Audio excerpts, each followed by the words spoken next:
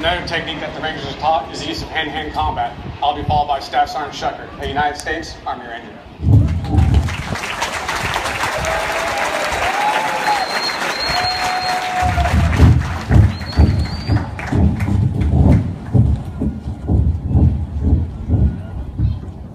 Good morning.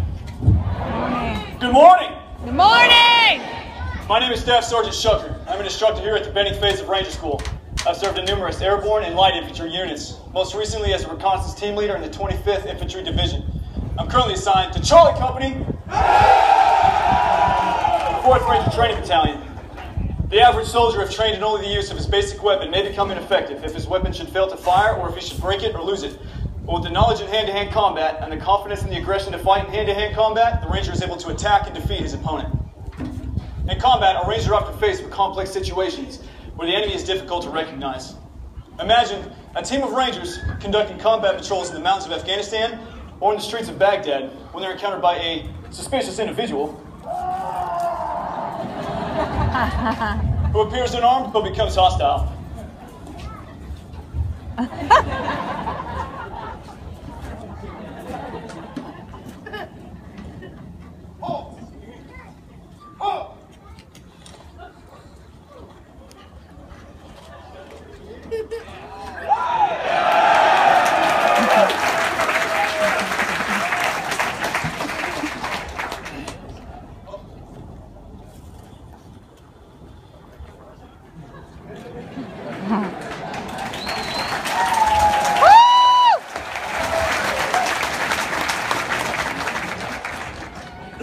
We teach hand-to-hand combat for several reasons. First, it is an excellent physical conditioner and body toughener. Second, it creates an aggressive spirit and instills the will to fight. Third, it instills confidence in the Ranger's abilities and in that of his fellow Rangers. Fourth, it teaches the Ranger techniques in defending himself if unarmed and faced with an armed opponent. And lastly, it serves as the base for the Ranger so he knows how to properly set up hand-to-hand training once he returns to his unit. We stress several fundamentals during hand-to-hand combat. First, use your enemy's momentum to your advantage.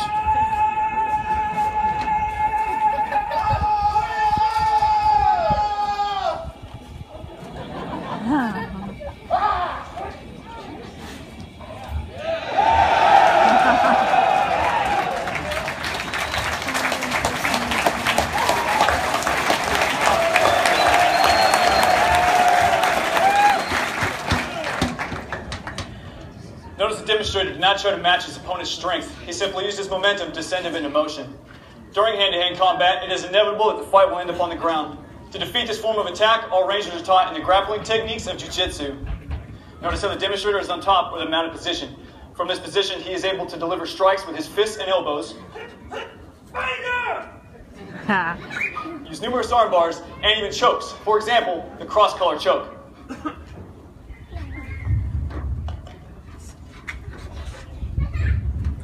Notice how the demonstrator is on the bottom. Though on the bottom, he's still the dominant fighter. He uses his legs to create distance between himself and his opponent. Also, from this position, he is still able to deliver strikes, chokes, and arm bars.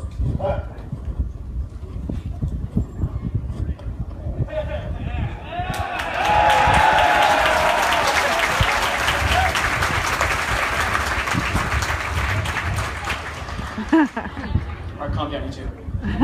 Jiu-Jitsu originated in Japan over 3,000 years ago. It was brought to Brazil in the 1920s. Through the tireless efforts of the Gracie family of Rio de Janeiro, it has evolved in one of the most efficient forms of unarmed combat. Using Jiu-Jitsu as a base, an integrated system of unarmed combat was developed using elements of judo, wrestling, boxing, Muay Thai, along with marksmanship and contact weapons training. As a result, we now have the modern Army combatives program. The first thing the Ranger is taught is a good, balanced position. Notice it's nothing more than a modified boxer's crouch with the weight evenly distributed over the feet and the fists held high to protect the face and to deliver sharp disabling blows.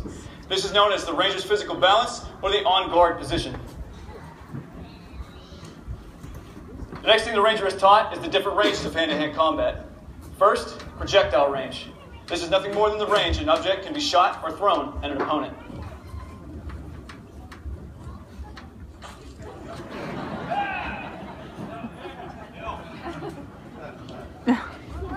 Next is striking range. This is the range you're able to strike your opponent using a weapon, fist, or a kick.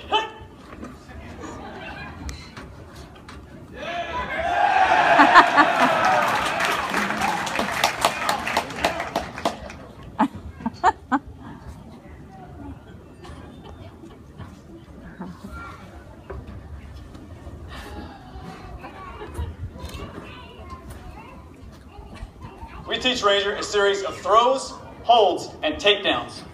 We will now demonstrate a few that we teach. First, the right hip throw.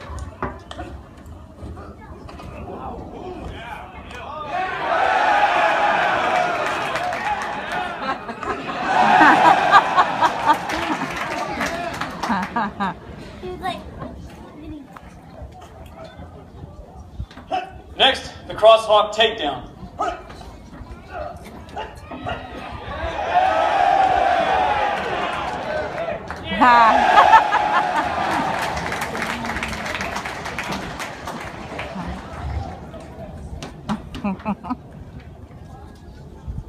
And the front leg takedown. You'll notice this leaves a demonstrator. This leaves a demonstrator in a very vulnerable position.